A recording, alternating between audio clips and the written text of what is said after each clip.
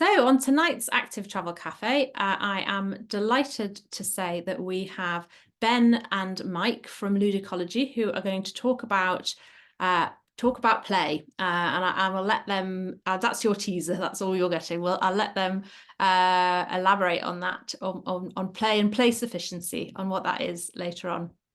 We also have Mark, Ranty Highwayman, who is going to talk to us about design traps, which I am quite curious to find out more about. But before that, we'll have probably 10 minutes sort of max, I think, for news, because we've got two speakers tonight, and I'm sure everybody is keen to go and eat their pancakes if you haven't done so already. But before I take people's news, I'd like to invite Rachel Aldridge to say something about an upcoming project. Rachel. Great, thanks very much, Sally. And yeah, and nice to see everyone. I'm afraid I'm not going to be able to stay that long, but I did want to just announce a project that my colleague Harry Larrington Spencer is going to be leading. She's got funding from Motability for a 3-year project that is going to be monitoring legitimate and antisocial use on traffic-free walking and cycling routes. So basically it's looking at barrier removal and the impact of removing barriers on these kind of routes. So the research is going to be using Vivacity machine learning sensors to monitor what's happening on routes before and after the barriers are removed. So basically we're looking for local authorities who are keen to participate in the project, and we would study both a route where the barriers are removed for 12 months before and around 24 months after, and we would also have a control route within the same local authority that we would compare with. So we'd have one route where the barriers stay and one route where the barriers are removed. And so basically we're looking for anyone who's working transport teams or local councillors who are interested in a traffic-free route in their area being a case study in the research. So basically please get in touch with Harry, who can provide more information and arrange a Teams meeting to discuss. And I'm just going to put Harry's email address in the meeting chat as well. So hopefully this is a really nice opportunity to look at what happens when these routes are opened up to more users, and we'll be able to see how usage changes and compare that to a route where barriers are not removed. So brilliant. Thank you. Thank you. Yeah, and it's great news. I think that's a really exciting project. Looking forward to seeing what she finds. Can I take anyone else's news? I've got Ruth. You got a hand up. So do you want the good news or the bad news first? Oh, I don't know, Ruth. You decide. Let's do the really good news then. The exciting news is Hammersmith Bridge today was open for cycling, and Jan and I went over it about 20 times just to prove it, along with quite a lot of other people. Charles Campion from one of the Hammersmith Bridge project for keeping it for walking, cycling and an alternative form of transport for people who genuinely need, did quite a long piece on BBC Radio London, which you can listen to at 0806. I don't know how to post that, but maybe Adam Reynolds is clever enough because I'm no good at that. BBC Radio London 0806, for those of you who can access it. He did a wonderful piece, which was very good. So it was absolutely fantastic, and lots of people were using it. The sad news, that's not my bad news, is that it's only for 10 weeks allegedly, because West Ham fans in a boat drove into some kind of stuff underneath that the engineers need to be able to carry on repairing the bridge. The problem with the bridge, as you all know, is if it were to be made suitable for driving, well, all the cars are now too heavy and the buses are too heavy. And Leo Murray, who's often on here, if possible, they've got a wonderful scheme. So the good news is it is open for 10 weeks, and they will see a huge number of people cycling over to it, especially on Monday when our schools go back, because we're on half term this week. So that's really exciting news. The really depressing news, though, is, and I'm going to read this very quickly. Dear all, we hope this email finds you well. We are now able to share an update on the Notting Hill Gate action plan. So very excitingly, Shepherd's Bush roundabout, which is really, really nasty, and at one point is 6 or 8 lanes of very fast traffic. They have proposed, TfL have proposed a wonderful scheme to be able to walk and cycle safely around it. Senior leadership of Notting Hill Gate action plan have taken the decision to pause the consultation due to opposition mounting to the proposed TfL Holland Park roundabout cycle lane. There are concerns that all the great work on the Notting Hill Gate action plan, including the contributions of the community working group, will get lost in the interest and discussions about the cycle lane. Well, most of the action plan that they've done is little bits of titting about here and there with the odd, occasional closure and raised table and all the rest of it. So that is tragic for West London because it's another scheme, Holland Park Avenue. People have been killed, people have been injured. Tony Devonish blocked, he's the LA member, a consultation without even allowing that going ahead. So we're all a bit devastated in West London on that front. So I'm sorry, fabulous news, really not news, good news. Okay. Oh, I'm sorry about that. You win some, you lose some. Ben, you got a hand up. Right. Yeah, hopefully I can raise the mood after that. So about a year ago, Bedford Borough Council made its entire active travel team redundant. Last week at the budget meeting, the council agreed to fund a new active travel team. So, it's only be a little bit more than a year without such a team in Bedford. Thank you, Ben. And H. Yeah, I got it. First of all, nice en route to the Hammersmith Bridge. Mark posted some pictures. I've got some pictures of it before. It looks a bit cosmetic. Have they just laid tarmac on the old plates? And the old plates were in a bad state. On Rachel's news, I commented to Harry, Canal and Rivers Trust are notorious for those barriers. Can we actually get them on board and find out what's going on? Because that's quite bad. And good to hear about Bedford. I go back to 1987 in Bedford with the experimental Hartingford-Bury cycle route, which included a bus stop bypass. Very good. Yeah, I'll go into that in a bit more detail offline, but definitely want put it in the chat. Put it in the chat, H. That's great. Yeah, cheers. Good to hear those things. Thank you. Does anybody else have any last pieces of news before we move on to our speakers? No. Great, because we have got two tonight, and it would be good to finish on time. So and with that, I would love to introduce Mike and Ben from Ludicology, who are going to talk to us about play and play sufficiency, and something which is of great interest to me personally, and hopefully you will all enjoy. So over to you. Do you want to try sharing your screen? Yeah, fingers crossed, everybody.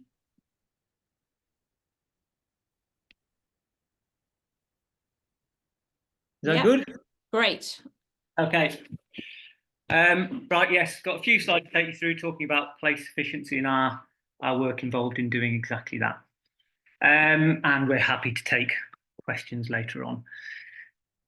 General comment 17 from the United Nations Committee on the Rights of the Child identifies play as a right poorly met by all state parties. And in that general comment, the committee recommended that state parties introduce legislation to support children's play based on the principle of play sufficiency. And when they did that, it was a tacit endorsement of the pioneering approach already taken in Wales, where Welsh local authorities have a statutory duty to assess and secure the sufficiency of children's opportunities to play. And at the heart of that legislation is the understanding that where conditions are right, children will play, and that in doing so, they can support their own and other people's well-being. In many ways, the Welsh policy is radical policy making at its best, and it can be seen as part of the wider well-being agenda in terms of the Well-being of Future Generations Act in Wales. Play sufficiency in particular prioritises children's play, an agenda that matters significantly to them, but is regularly overlooked and marginalised by adult political and economic agendas. So in Wales and now in Scotland, we have a legal duty to assess play sufficiency, but we think that General Comment 17 provides at least a significant advocacy tool for those in England to advocate for play sufficiency. There's also a large body of work evidencing both the wide-ranging benefits of children being able to play outside in communities without the need for adult supervision, and that where those opportunities aren't possible, the resulting harms are at least as wide-ranging as are the benefits. Given children are, when the conditions are right, capable of playing and supporting their own health and well-being, and that there are strong ethical, moral, economic and environmental arguments for producing those conditions, we need a research approach that works to identify the influencing variables and how they relate to the opportunities to play in local communities. Play sufficiency is concerned really with all aspects of children's play lives, but by far the greatest constraints on children's opportunities to play exist in the public realm. Again, largely due to economic interests being prioritised over broader wellbeing issues. And this makes children's capability to play out and about in their neighbourhoods an issue of spatial justice. Arguably, traditional approaches to providing for play that are focused on fixed equipment playgrounds, whilst important to children, have served to reinforce the notion that when children play in other places, they are seen as being out of place. Spatial justice really aims to turn that idea inside out, turn the playground inside out, to think more broadly about neighbourhood design, spatial layouts that better support the conditions under which children can play. And securing and improving place efficiency relies on the dual processes of adult accountability and responsibility. This means accounting for the realities of children's play lives. And we do that through research with children and adults in their local neighbourhoods. This reveals much about the variables that influence play opportunities and how those variables play out at a local level. The evidence gathered from that research informs adults' response ability, i.e., enabling them to work with the influencing variables to create conditions that better support opportunities for play. And those responses can happen on both macro and micro levels, at organisational level and at neighbourhood level. We've been lucky enough to spend our time researching place efficiency over the last 10 years. And we've done that at kind of neighbourhood, local authority and national levels. And we still do primary research ourselves. But we've come to recognise that the most sustainable and potentially far-reaching benefits can be gained where people are supported to do this work for themselves. So our favoured approach to doing work now is that we mentor people through either a kind of county-wide or neighbourhood level knowledge transfer partnership. So we're supporting them to implement our tried and tested place efficiency methodology. And in this county-wide example from our work with Leeds, essentially what Leeds have been doing over the last couple of years is hyperlocal research in 6 priority neighbourhood areas. And then they've been using the evidence generated to compare and contrast that with the work of the local authority and its partners. And in doing so, they've been able to identify ways in which organisational systems can be developed to better respond to issues of place efficiency. We should note that this is their slide, evidence if it were ever needed that they're conversant with the principle of place efficiency. And as outputs of the process that Leeds have been through over the last couple of years with our support, you can see, and I'm just going to read from this slide. So they've got a place efficiency assessment report, which identifies current levels of satisfaction, strategic priorities, strengths and weaknesses of organisational systems, and recommend areas for improvement. They've achieved a strategic and cross-departmental action plan that makes best use of their human and financial resources, informed place efficiency partnership and governance model for that strategic group, and the establishment of local place efficiency partnerships at neighbourhood level. If you've been following news on Twitter, it's been really exciting in terms of place efficiency and child-friendly planning, etc. But Leeds are the first city in England to achieve executive board endorsement of the principle of place efficiency, with direct links to child-friendly Leeds, physical activity, ambition and children and people's plan. They've appointed an executive member, the member for children, social care and health partnerships, as their play champion, who will raise awareness of place efficiency, support the work of place efficiency across all directorates of the council, and drive the development of place efficiency action plan, providing annual oversight of progress to the executive board. This is really, really significant developments in England. And finally, executive board support for embedding the place efficiency recommendations within localised level priority neighbourhood partnership plans. What doesn't immediately jump off this page is the transformational effect of the programmes enabled in Leeds, which is essentially enabling adults to hold established practices up to scrutiny and to see achievable possibilities for beneficial change, both within and across professional disciplines and silos. And what's emerged is a kind of common goal, as increasing numbers of people across the authority have come to recognise the influence of their work on place efficiency. With that kind of county-wide process, the emphasis is very much on using the evidence from research to develop organisational systems that can better support a localised response to place efficiency. The emphasis of our neighbourhood model is on using the evidence from research in a particular locality to co-construct with that community neighbourhood level plans for play and sociability. The example here is taken from our work with 3 rural communities in South Wales. And again, as in the Leeds example, what maybe matters most is the outcomes that come about as part of the process of assessing place efficiency and the transformational shift in the way the community thinks about children, childhood and play, and how responses to play differ as a result. And this is a really lovely example of a kind of concept neighbourhood plan that the community of Three Cocks developed as part of the neighbourhood place efficiency assessment. And you can see that, I can tell you, you might not be able to see, it's a small computer screen, but the plan does include improvements to equipment in the designated play areas. But it also comprises many more and wider reaching interventions that predominantly address children's freedom of movement across their community, and the provision of incidental opportunities for both play and sociability.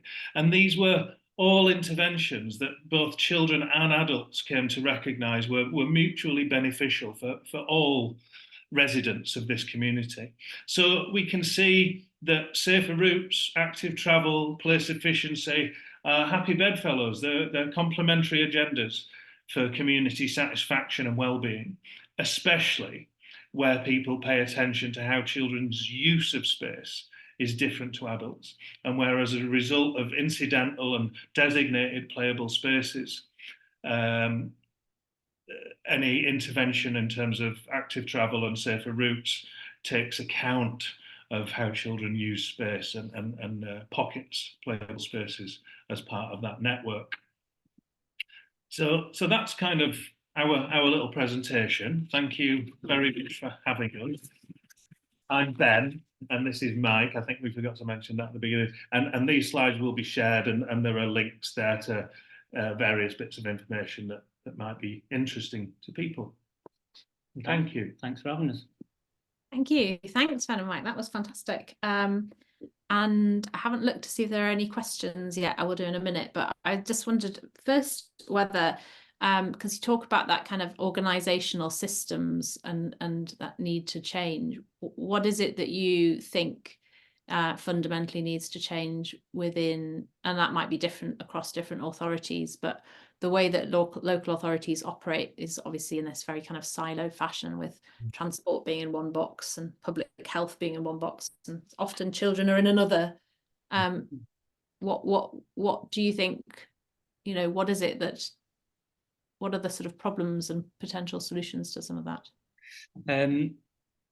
So, well, one of the problems in respect of for children is that really their play has never been treated as a strategic priority.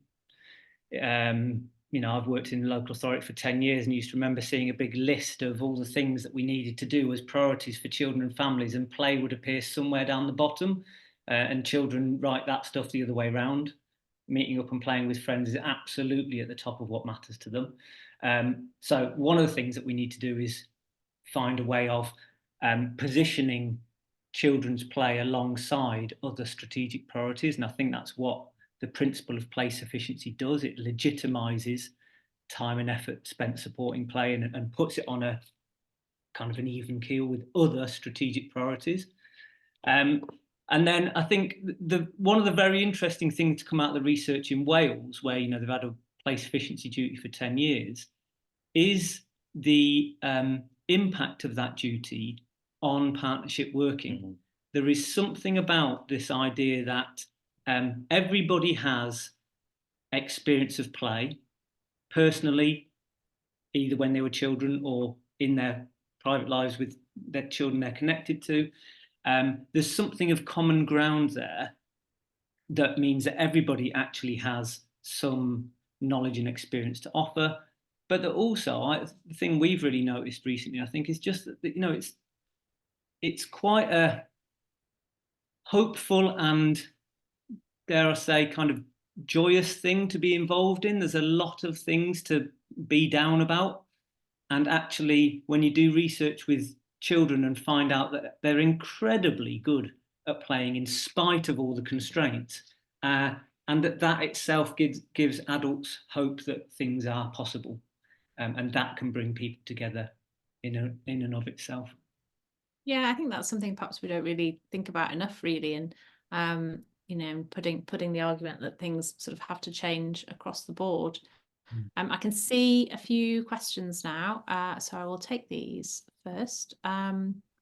Matthew Snedker, did you find your local director of public health an ally? I suppose directors of public health generally. Yeah, regularly, yes. I think people in public health recognise that probably the most direct link between play and any beneficial outcome is physical, mental health and well-being for children. In Leeds, there was a particularly useful and committed public health specialist, Sally Hall. Unfortunately, she's left Leeds now and gone off to Heidelberg in Germany. But on our website, she writes a lovely reflection on going through the process of play sufficiency in Leeds with her public health specialism hat on, and her move to Heidelberg, where, if you don't know, many of the things that I'm sure you're all talking about in terms of active travel, and many of the things we're talking about in terms of play sufficiency, have been policy initiative for the last 30 years. So yeah, public health is really good. How much play could or should children be able to have in their streets outside their homes? The facetious answer would be a sufficient amount, as much as they want. It's their street, their citizens too, and the public realm should be shared equitably amongst all residents of all communities. I think Ruth's question is an interesting one. How do we get these plans? How do we ensure these plans are not derailed by, for example, the police who think? And actually, to be honest, how do you stop them being derailed by just local people who complain? I think cause antisocial behaviour. The really important thing Mike touched on in terms of co-construction, it's about taking everybody on the journey, and sometimes that's about taking a step back before you move forward. to get everyone on the same page. So lots of this place efficiency work is about researching with children and adults. In the county-wide research, those adults include professionals and officers and parents and just adult community members that might not be parents and carers, and kind of enabling everyone to go on that journey to think about what are the assets that contribute to community well-being and what factors negatively influence them, and how can we develop plans to make our communities better for everyone. And very often that eases tensions around one specific element, like, you know, they all play football against the gable end of my house, and well, if you put a bench there, they'll all sit in it, because we're looking from a bigger perspective about how we solve those problems, so that they don't come about in the first place. But very often, you know, what is considered antisocial behaviour is because too many children are competing over access to one space that they like, whereas actually let's talk about multiple spaces for play and sociability, and that decreases tensions around contest over space, increases usership of public space, decreases fears about people that we don't know, and people's worldview about what communities, streets, bus shelters can be used for is changed as a result of the research work.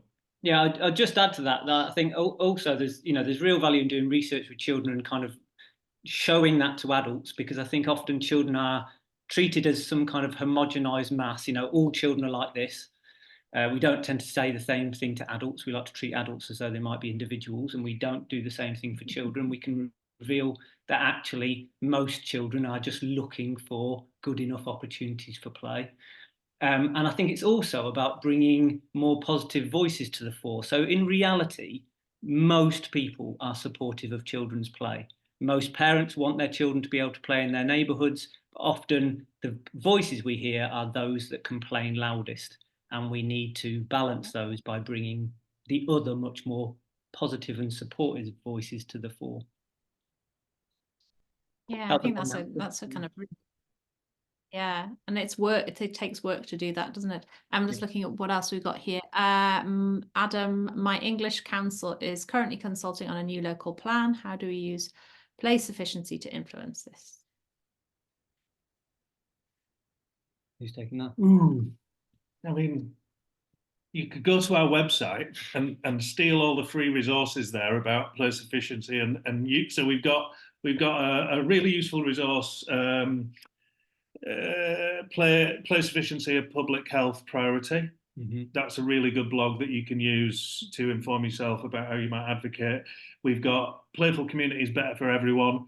We've got Play in the Child Friendly City. So there's a range of blogs up on our study page and our storeroom that will be really helpful in sort of thinking about who you can target and why they might be interested in the place efficiency argument. But also go and download General Comment 17 from the UN committee, because it's actually very readable. And it, you know, like we kind of mentioned, Wales and Scotland have got statutory duties around this, but and England hasn't, or Northern Ireland, but we have got General Comment 17, where it's quite explicit that you know, that approaches to supporting children's right to play should be based on the principles of place efficiency. And the other thing that would be really useful and very timely if your council's going through that at the moment, the Department for Levelling Up Housing and Communities is currently in the midst of an inquiry into children, young people in the built environment. You can watch that on Commons TV, and there's some really, really useful evidence and information as part of the video footage, but also as part of that inquiry that you can avail yourself of, and the council should be interested in. Yeah, absolutely. We've also got a new local plan consultation here, and I just set aside some time to look at that. But I think, yeah, you've got to take these opportunities where you can to try and put across something different.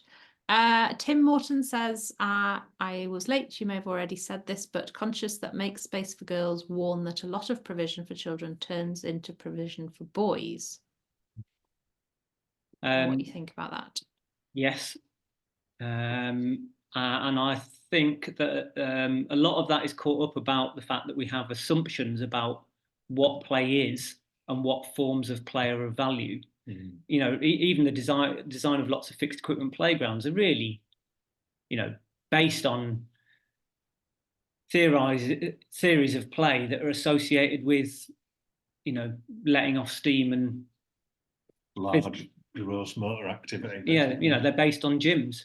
You know, it's about physical activity, and that's the form of play that has been valued and promoted, which is often creates spaces that may be more attractive to boys that want to play sport, and that has been to the expense of other forms of playing. And we see that in the design of school playgrounds, for example, as well, that kind of are more akin to car parks than they are to really spaces that you might want to best support diverse forms of playing.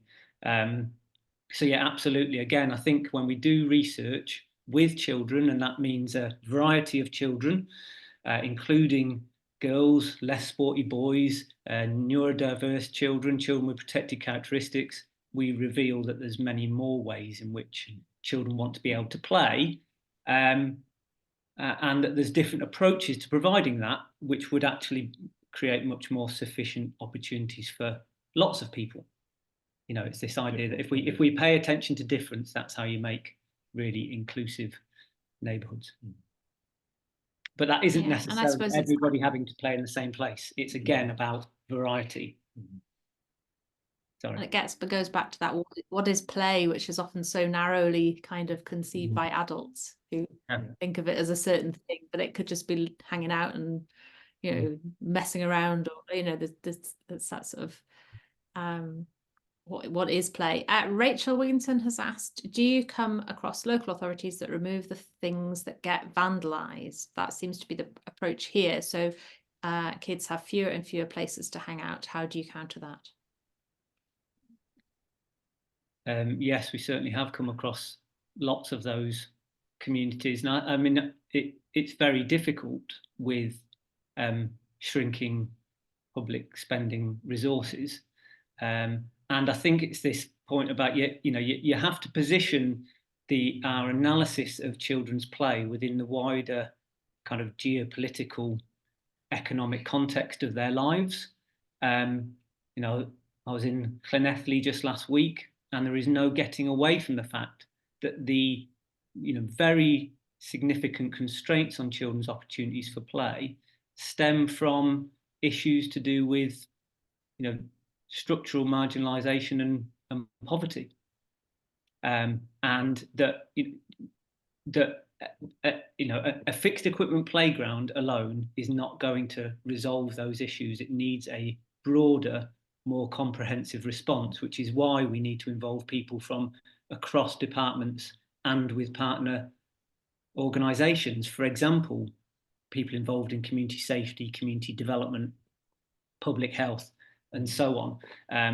I think where we've got issues of vandalism, we need a much broader response than fixed equipment alone. And I don't know if we've got any more questions. Do wave if you have another question. I was just going to ask you, because often when we have these discussions about play, and we talk a bit about the street, but often I think that the focus ends up going back, even though as you've kind of set out, we need all of those things. Children need to be able to move around their neighborhoods. As they get older, they tend to move further and further out. And given how difficult it is to change streets, to sort of make them more child friendly, both because of political will, but also because they are so quite narrowly defined as being movement corridors often. How do we change that? How do we join the dots between this idea that children should be able to actually have physical places that actually might have equipment in, or whatever it is, places to hang out, and the streets where they also might play but also might move through? how do we kind of join those dots in in terms of thinking about highway engineering? That's a bit. Well, I think it depends on both infrastructure and activation. I think it's worth recognising that children are incredibly good at making do if they have something to make do with, and that they can have sufficient opportunities for play with access to no play equipment at all if they've got a sufficient range of spaces and people to meet up with. So it isn't necessarily about lots of expensive play provision, but certainly where we're developing new neighbourhoods, we should be designing them in such a way that support children's freedom of movement. And there are interventions that can be made in existing, things like low traffic neighbourhoods, whilst maybe not, primarily provided for children's play, are certainly supportive of children playing out. But I think there's also a lot that has been done successfully with activation. If you look at the kind of playing out play streets model, play work projects, peripatetic kind of street play initiatives, these things that, on their own might seem like relatively small interventions, but they start to change the culture of communities.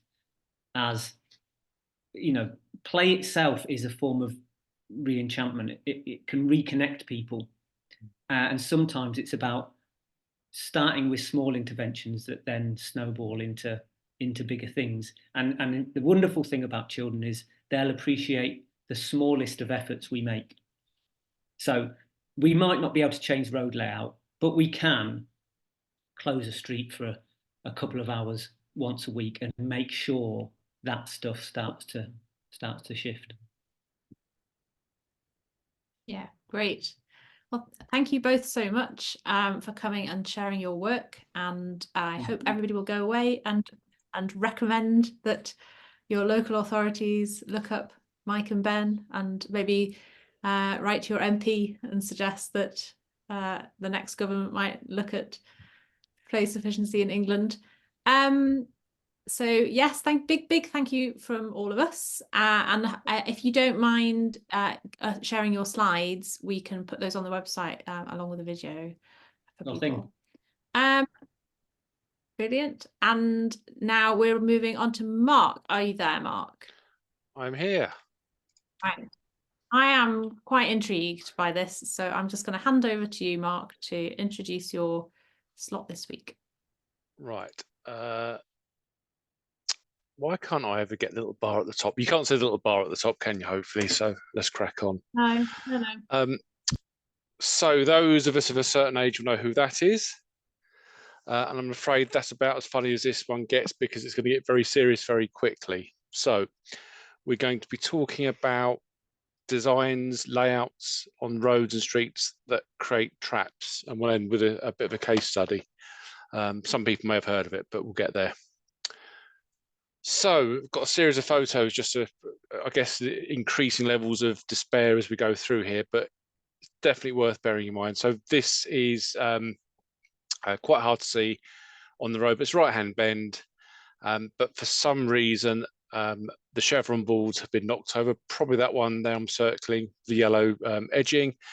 Someone's put it in because that's aimed at traffic coming the other way for a left-hand bend, but you can see it from the wrong direction. So it's a cold, dark, sideways rain night.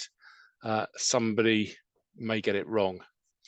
So from a maintenance point of view, we can put stuff back and cause a problem. We then have this layout here. So a couple of lanes on the road there. Oh, I want to turn right.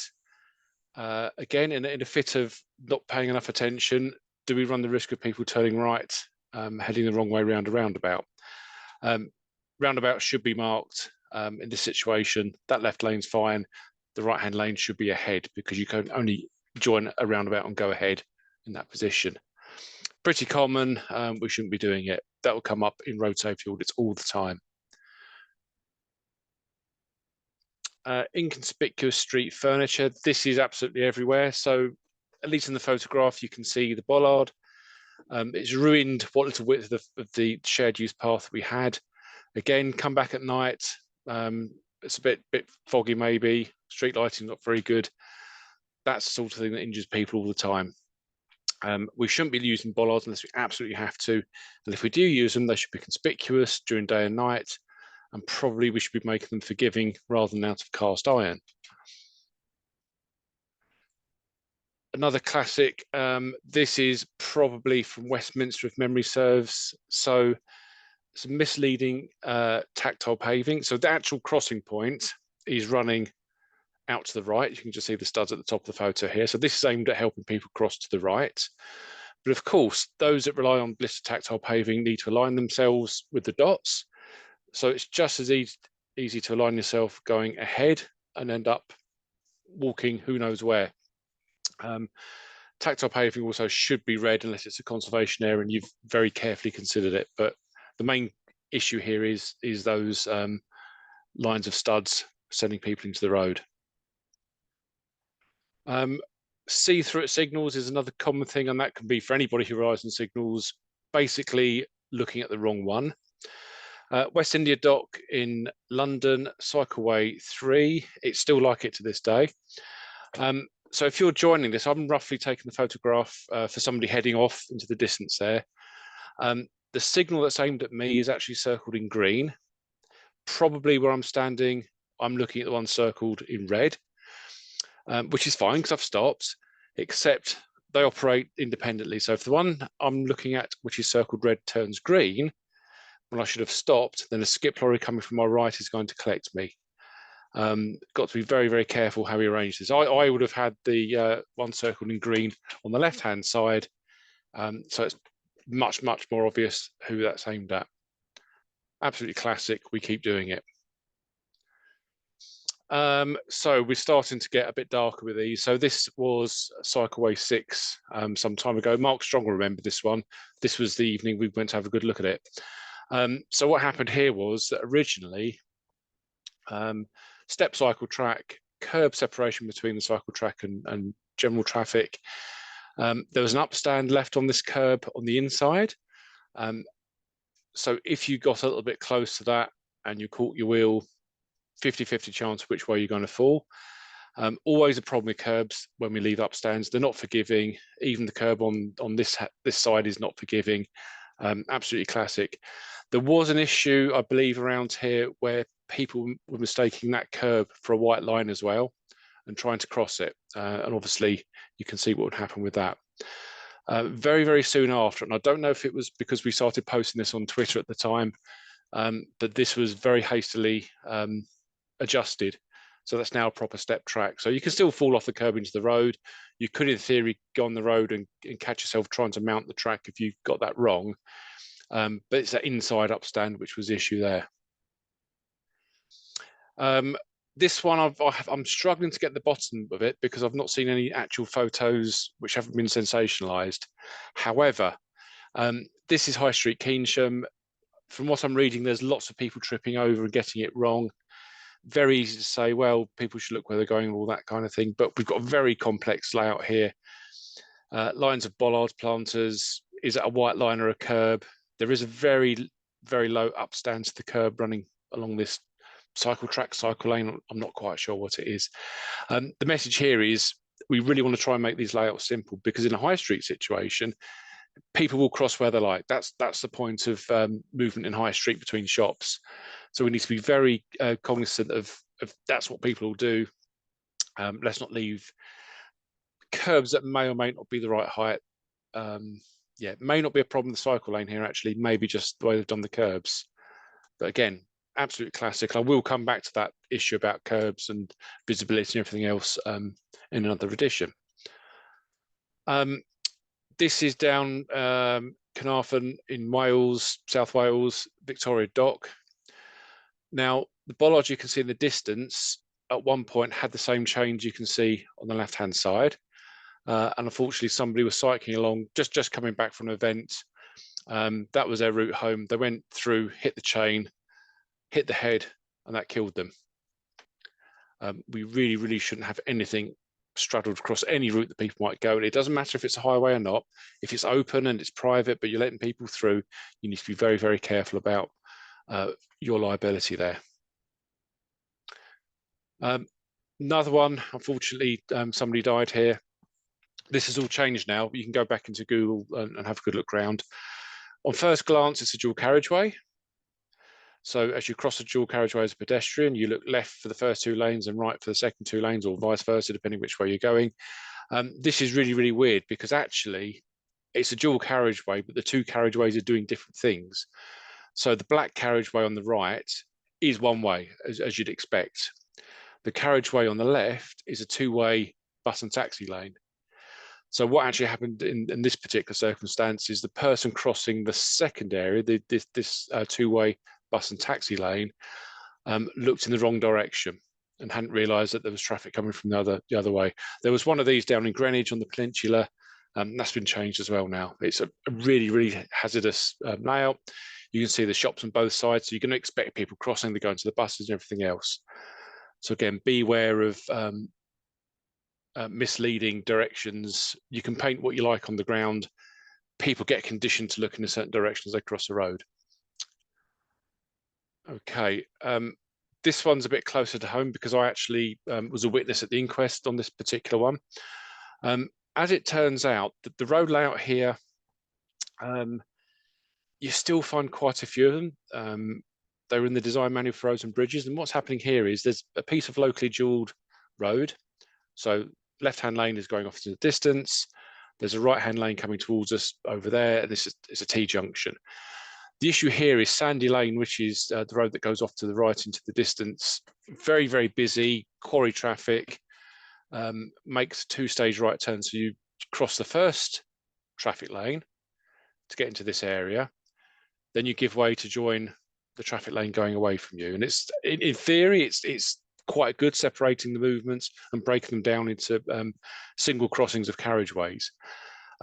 It's quite confused. The Dutch have their priority square type arrangement, which is much, much safer than this because things are properly separated within the middle.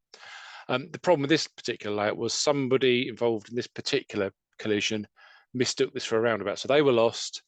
They'd taken a wrong turn somewhere. They wanted a U-turn to go back on themselves. And the driver at the inquest, he admitted he thought it was a roundabout. He got confused, did a U-turn here, but you don't have priority to do that. And he was collected by a skip lorry coming the other direction, and that killed his passenger.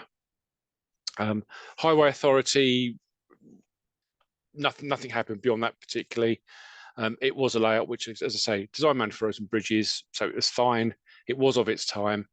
Luckily, that is now a proper roundabout. Bit of a legacy thing here from probably 70s, 80s. That's when it was built.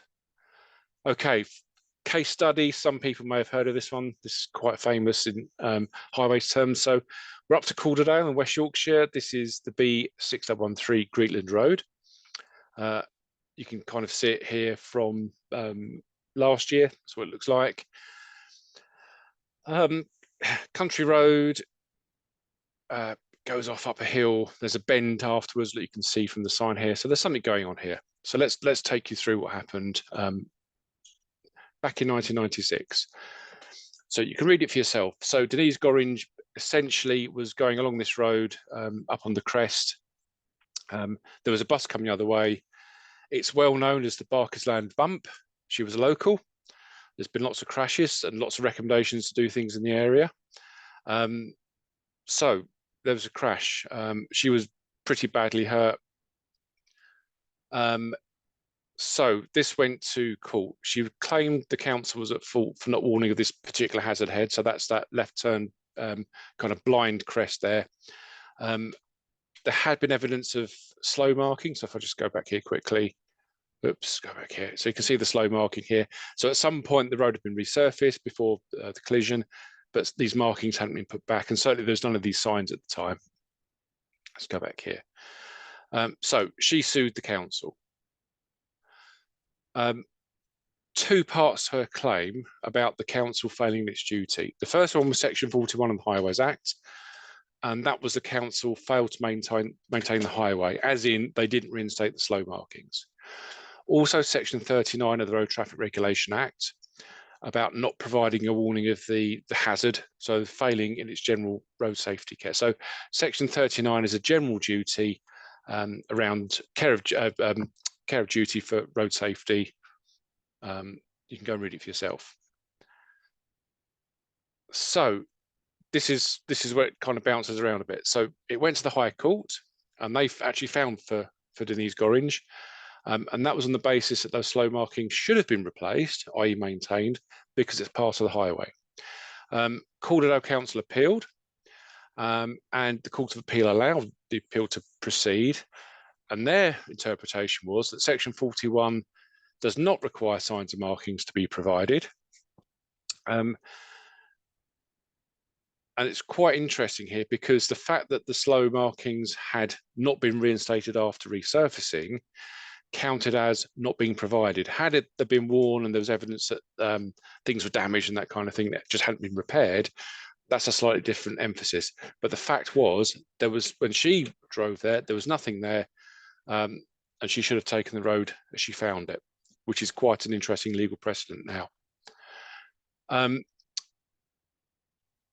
During the case, they discovered that the council was keeping records of collisions.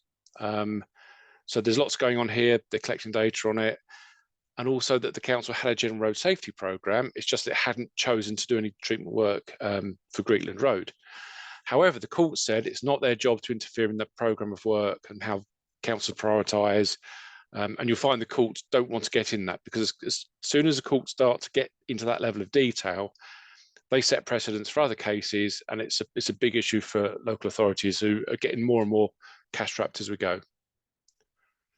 So Gorringe appealed the High Court. It went to the House of Lords, which is now the Supreme Court, and the House of Lords dismissed the appeal. And the House of Lords basically confirmed that in terms of Section 39, this general duty, it's a general duty to the public at large and not a duty of care to individuals. So you take the road as you find it is where this has ended up with, as long as you don't lead people into a trap, which is kind of the point of the talk tonight. Lord Roger of Earlsbury said in his summing up, this is quite an important round off here. So it follows from all of this that sympathetic, though inevitably one must be towards somebody severely injured as Mrs. Gorringe, she cannot look to Calderdale for any part of her loss. Its only duty towards her was to maintain the physical condition of the highway as it did, and not to ensnare her in unforeseeable danger. So in other words, the council's job was to provide a reasonably safe surface on the carriageway there. But there was no duty to sort of highlight the hazards or put slow markings on or anything like that. However, there is this general duty here not to ensnare people. So if you put something as a designer that causes somebody to do something wrong by design almost, so go back to that dual carriageway example, that's where you're into a problem, because you've kind of invited somebody into a trap there. If you want to see more about that, go and watch Bryn's video. It's really, really good, but just go and search Bryn Buck or Show Me a Sign Bryn Gorringe versus Calderdale. And I think that's us, Sally. It is. I'll stop sharing. Wow, thank you. It's really interesting. I think I was hit by a driver who I think there weren't very good. There wasn't very good warning of what was about to happen, which probably contributed. And I just thought the council will just say, and you give up, don't you? And it's interesting that they pursued it that far. You know, it was obviously a very serious crash, but yeah. I spent years dealing with requests for people can we put some signs up, because signs make everything better. Yeah. Usually they don't. Usually signs are there to try and deal with an issue of design. So yeah, let's get the designs right, not give people traps. Yeah. Thank you very much, Mark. And we've got some hands up. I will take those 3 questions. I will take one more if anybody has one. So get in there quick, and then we'll finish up. Can we make them quite short? H, do you want to go first? Yeah, I flagged up with Mark. We don't have anything in the traffic signs manual for cycleways. In Glasgow, we have zigzags on the level crossings, or the zebra crossings on the cycleway down Sauchiehall Street. Who's going to park on the cycleway or overtake on the cycleway? I mean, it's ridiculous. There seems to be no common standard to it.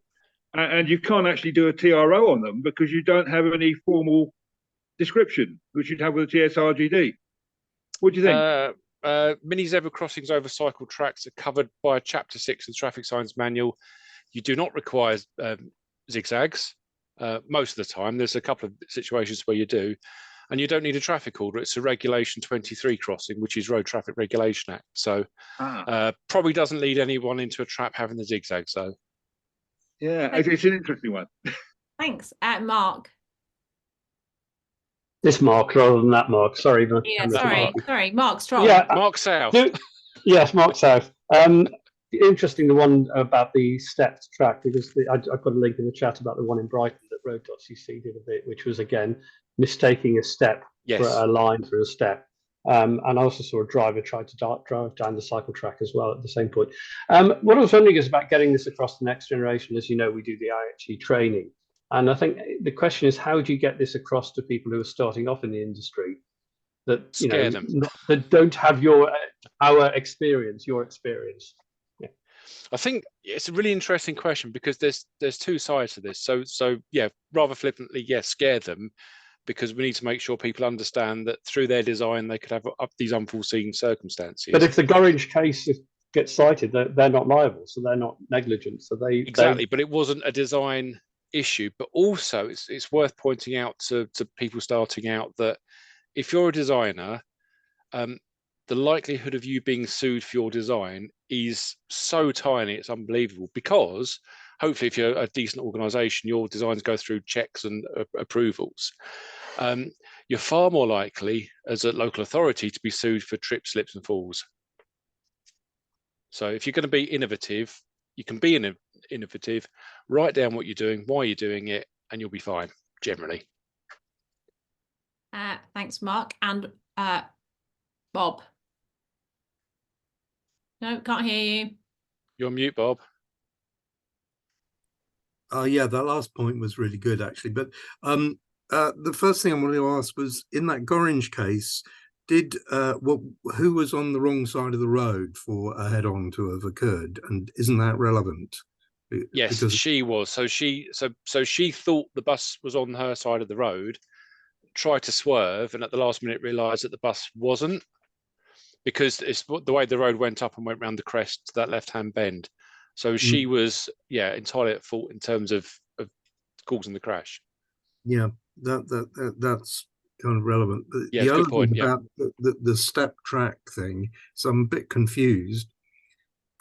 Is the ideal situation one where nobody on the main carriageway can get on to the cycle track, including someone on a bicycle? And if you're trying to prevent that, isn't it a white line kind of quite desirable? And what about on the other side of that step? What's the situation there? Give me 2 seconds. Oh, no, I've closed the thing down now. Sorry, Bob. Yeah. Right. So what I would say is your cycle track should be designed in such a way that anybody wishing to join them as a cyclist can join them at the correct location, which will be a junction or a proper, it's intuitive where you join. And they should be so good that once you're on, you don't want to get off. That's kind of the starting point there. And yes, from a step tracks point of view, the aim of it is to try and discourage drivers from coming into that space, right? Rather than cyclists wanting to get back into the driving space. The better solution there would be with the step track is have your step track, and if you can also have a buffer at the same level of the track, just to get that a visual cue that it's something else is going on. And it's not just this thin line, because those curbs at night, you could mistake that very easily for a piece of white paint. But if you had a cycle lane just painted, then of course, cyclists can jump in and out of it all day, but so can drivers. Right. Okay. That's a good question. Right, I've got Matthew and Josh, and I'm going to take, if you keep them quite short, I'll take both of those, and there's one in the chat, and then we're going to finish. So Matthew, you first. Yeah, great presentation as ever. Talking about leading pedestrians into traps, maybe, and this relates to an excellent presentation we had a while back about improving junctions and side roads in particular. So in Darlington, we've had some work done, and they've had an attempt at continuous footways. I jumped up and down because they kept the curb line, they kept the double yellow line running round, and they used a totally different surface colour and block type. So it's camouflaged. And I'm just wondering about, we're about to have a second bit of work done in Darlington, and I'm going to go back to the engineers to see, how have you maintained the priority pedestrians? Have you led them into a trap? Because drivers are not complying. I'm just wondering, when it comes to designing what looks like it might be a continuous pavement or not, what should our engineers be doing to make sure they're not leading pedestrians into a trap? And how can I point them at great rather than adequate or poor? So the best thing to go and read up is Robert Wheatman's blog about continuous treatments. He's gone into lots of detail about exactly what you say. So keeping the curbs running around the corner, oh, it looks like driving space. Keeping the yellow lines running around the corner, oh, it looks like driving space. So if you're going to do them properly, and there's still some debate going on what the correct level of motor traffic going in and out that side road is, but you really want that design priority. So your main road yellow lines stay on the main road, the curbs stay on the main road. So use entrance curbs. I would say use tactile paving. Takes a bit of care and attention to get in the right position. Some people say the tactile paving indicates that you're entering driver space. That's fine. The people that rely on tactile paving want to know that. Yeah. If you want a really quick UK example, go and have a look at the Keldon Cycleway in Coventry. I think it's Barker Butts Lane is a rough area. Now their side road treatments are a bit shared space because of technical reasons, construction reasons, but in terms of design priority is what we're talking about. They're really good. You can also go and look at the University of West of England's research on side roads and design versus marked priority. That's fascinating to read, because again, if you get it kind of right, it tells us that most of the time drivers realise that they're guests. I'll jump onto Twitter and put some links in the thing later. Thank you. And finally, Josh, you got a question? Yeah. Just kind of back to the step cycle track point. We had an interesting case in Cambridge where proposal for cycle tracks came forward, 2.2 meters wide, Cambridge curbs, and we kind of pushed back, being like, can we create a full buffer? And then we got in this loop where we go, right, well, the carriageway's actually got to go up 500 mil to 6.5 because it's a bus route, so they've taken it down. And then we were going, well, do we put a kind of, we can't get the half-meter buffer, do you just go for a cycle segregation curb, 290 mil wide? And then kind of, you've also lost 250 mil off the cycle track width.